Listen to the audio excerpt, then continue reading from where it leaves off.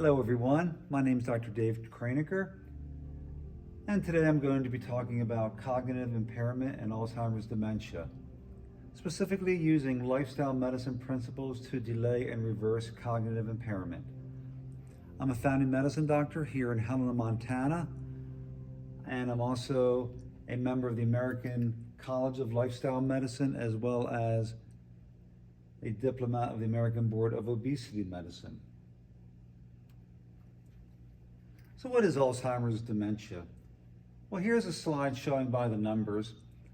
About 10% of Americans who are over the age of 65 will have Alzheimer's, and as of 2022, it was the sixth leading cause of death in America. About 6 million Americans had Alzheimer's that year. However, you can have the disease for up to 20 years before you start showing symptoms.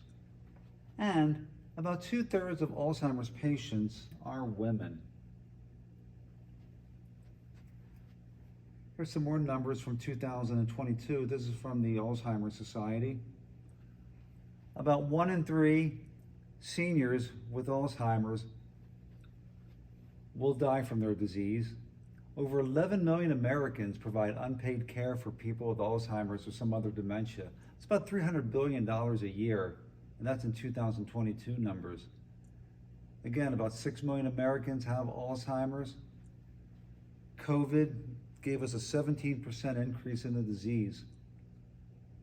And you can see the number there in the lower right. Alzheimer's and other dementias will cost the nations $321 billion. So Alzheimer's was first described by Alois Alzheimer's at the Frankfurt Psychiatric Hospital in 1901. He had a 50-year-old woman named August Dieter who died about 5 years after the diagnosis. Her husband had brought her in because she was becoming increasingly confused. She was becoming combative. She didn't seem to know where she was or who she was any longer. So Dr. Alzheimer's did do a brain biopsy after her death, revealed a couple of things. One is amyloid plaques, and these are abnormal protein fragments that are outside the brain cells, as well as something called tau tangles. Now, these are twisted protein fibers that cut off the supply of nutrients within the brain cells.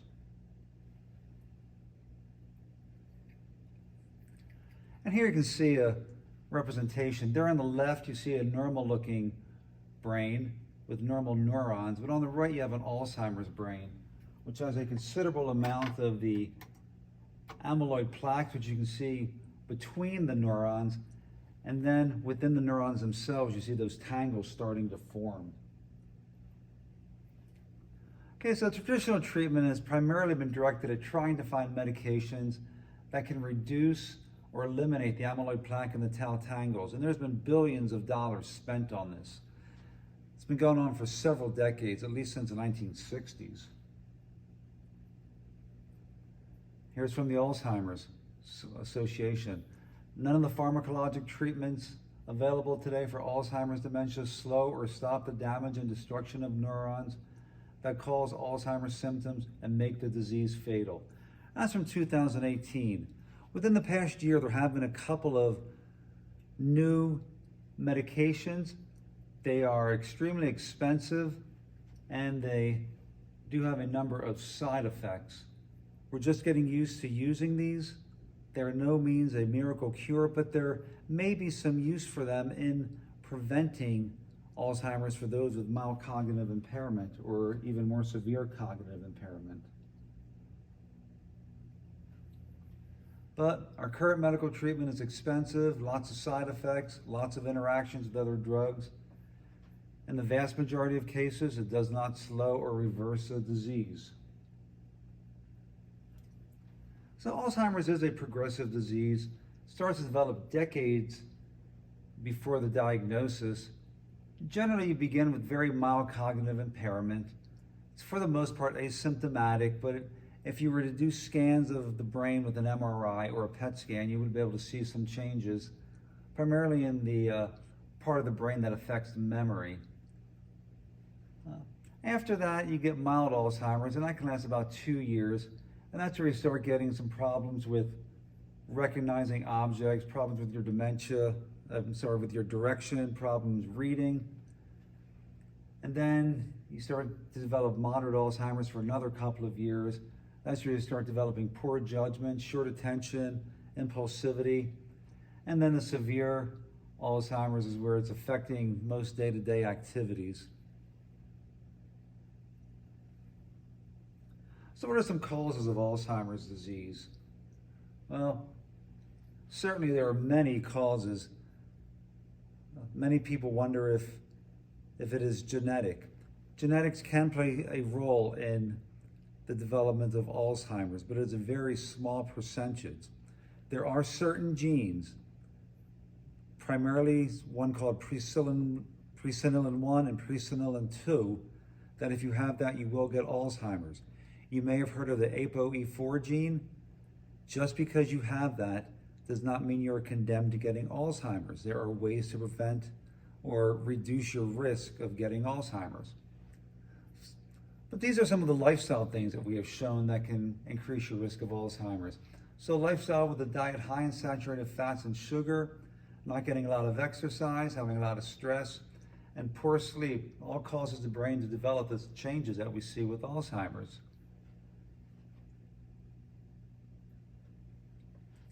But the brain is very resilient. It's possible that it can avoid memory problems for decades.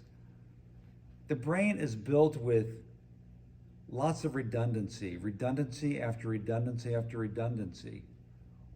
One nerve can have a lot of connections. Think of it as a three-dimensional spider web for one nerve. But these are some of the dietary processes that I'll be going through. One's called inflammation, the other's oxidation, next is glucose dysregulation, and the last one is lipid dysregulation. And I'll go through each of these. Okay, so what is inflammation? It's a natural process. It's essentially what happens when the body's trying to protect itself. The body can heal itself, can fight off infection. In the short term, it's a good thing. When you get a cut, you get inflammation around that cut. Your body rushes in, lots of healing antibiotic activity to fight off the infection. But when it becomes chronic, those same processes start attacking the body and cause damage. Now, some of the things in our diet, such as high sugar can be a constant irritant, high fatty foods can be a constant irritant, constant stress can also cause inflammation, and poor sleep also causes inflammation. Now, the brain has a natural cleaning system. Now, it cleans out those quadrillions of chemical reactions that go on in our brain every day. But with chronic inflammation, it starts, rather than just cleaning out the brain, it starts turning on itself and causing some of the damage that we see with Alzheimer's. So this results in the formation of those amyloid plaques and tau tangles I was talking about earlier. And there you see on the left a healthy young brain. There on the right a healthy elderly brain. But then way on the right you have the Alzheimer's disease. And you can see the brain levels of inflammation. The more red, the more inflammation. So what can we do about this? Well, there are certainly a number of foods that can fight inflammation. Things that have been shown specifically to help with Alzheimer's in studies are shown up here. Tomatoes, primarily uncooked tomatoes. There are certain chemicals that in tomatoes, actually I said uncooked, I meant cooked tomatoes, they tend to be activated with heat. Lots of fruits, strawberries, blueberries are a phenomenal antioxidant, blackberries, nuts, specifically walnuts have been widely studied, cashew nuts, olive oil, just a small amount every day, perhaps a teaspoon, quarter teaspoon. Leafy greens, superfoods. Some fatty fish. Fatty fish is primarily because they have omega-3 fatty acids. Now, you can get them from the fish, or you can get them from where the fish get them, which is from algae. If you take an algae supplement every day, that will also give you those omega-3 fatty acids.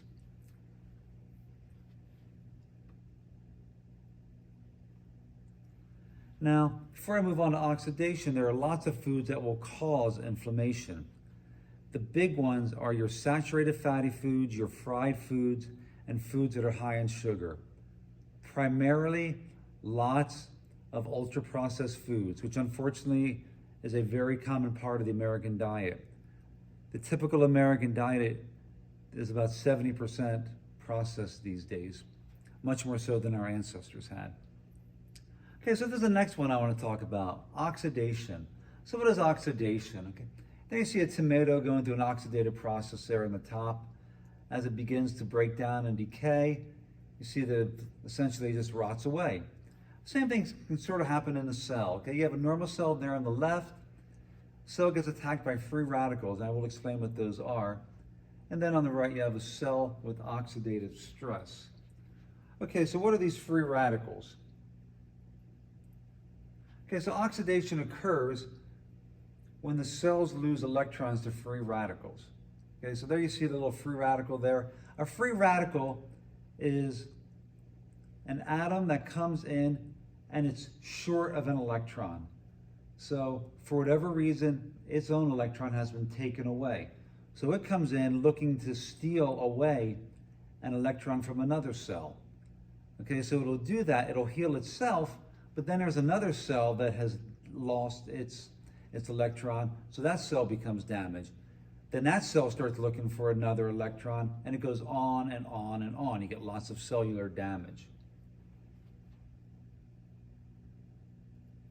But antioxidants come to the rescue. So how do they do that? Antioxidants are wonderful compounds that have extra electrons that they can donate to the free radicals. So you have this free radical just hanging out, hungry for an electron. These antioxidants have electrons to spare. They're able to give them away without being damaged.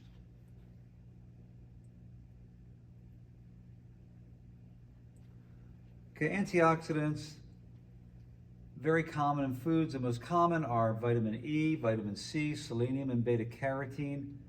And here you can see where we typically find them. Okay, lots of other chemicals as well, but you see your blueberries there, your apple, of course, your citrus fruits, chickpeas, green peas, avocado is great, tomatoes, the carrots. Essentially eating the rainbow, you will get plenty of antioxidants. And the next one I'm going to talk about is glucose dysregulation. And now Alzheimer's has also been called type 3 diabetes. 80% of people with Alzheimer's have either insulin resistance, where the cells do not respond well to insulin, or type 2 diabetes. Okay, so what is insulin resistance? Okay, in order for your cells to take sugar from the bloodstream and move it into the cells for energy, insulin has to fit into a key in that cell to open a door that lets the glucose in. But if there's too much sugar, the cells rebel against that. They do not want to have too much sugar in their own cells, so they essentially start shutting down those insulin receptors. So what happens is the cells start becoming starved of sugar. The glucose levels in the blood can go up, but the cells themselves, even though they're surrounded by blood with high amounts of glucose, are starving. Now the thing about the brain, it is a very energetic organ. It only weighs about 2 pounds, but it uses about 25% of the oxygen that we inhale every day. It's a very energetic, needy organ. So the bottom line, the neurons suffer from the lack of energy, and then these tau products and these amyloid tangles develop, and you get your Alzheimer's. Okay, next one to talk about is lipid dysregulation.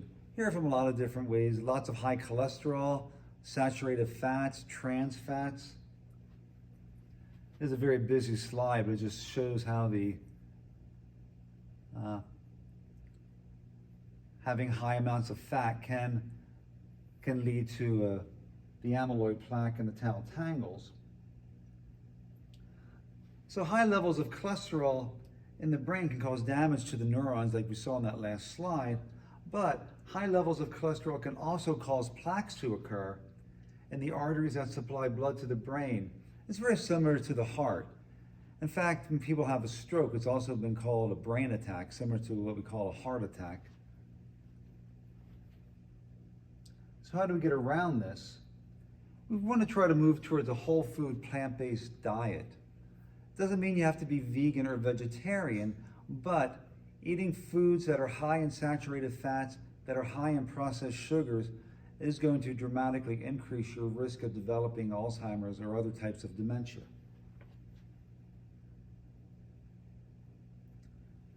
So a whole food plant-based diet is going to be high in antioxidants, high in anti-inflammatories, low in simple carbohydrates like high fructose corn syrup, and low in saturated fats. Now there have been a couple of diets that have been developed. One is called the MIND diet. Now this is a combination of two diets that have been out there for primarily heart disease and hypertension. It's a combination of the Mediterranean diet and the DASH diet. So there you see where we get the acronym from. It's the Mediterranean DASH Intervention for Neurodegenerative Delay.